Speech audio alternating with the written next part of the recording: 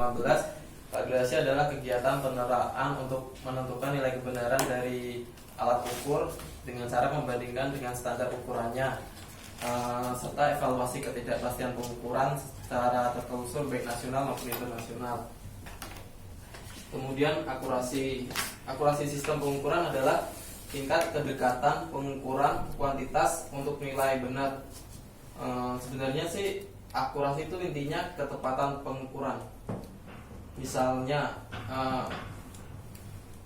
kan waktu kalibrasi kita melakukan pengulangan kalibrasi dari yang pertama sampai yang kelima. Nah, dari pengulangan pertama tuh nilainya berbeda sampai akhir, tapi masih masuk dalam toleransi. Jadi itu akurasinya bagus. Misalkan sistol diastol 97 per 47, terus yang terakhir tuh sampai 100 banding berapa gitu. Tapi nilainya masih masuk toleransi. Jadi akurasinya itu masih bagus.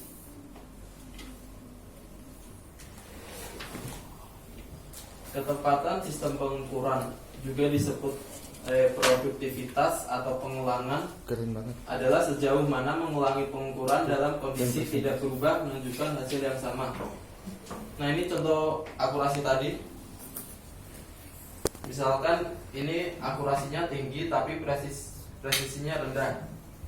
Sebelumnya presisi itu pengulangan nilai yang dilakukan nilainya masih berdekatan, tapi nilainya bisa lebih atau kurang dari toleransi. Misalkan contohnya ini, akurasinya besar tapi presisinya rendah. Kenapa bisa dikatakan besar?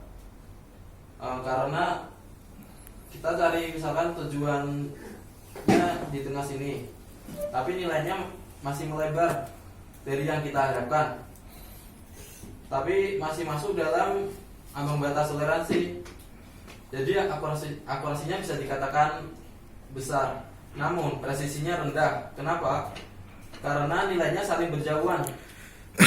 Nah, sedangkan ini akurasinya kecil tapi presisinya besar. Nilai akurasi ini bisa dikatakan kecil. Kenapa? Karena nilainya udah jauh ya dari yang kita harapkan, tapi nilainya masih berdekatan. Jadi akurasinya ini rendah, presisinya tinggi. Sebenarnya kalau ini bisa dikatakan dianjurkan kalibrasi dilakukan. Kalau akurasinya tinggi, kalibrasi tidak harus dilakukan.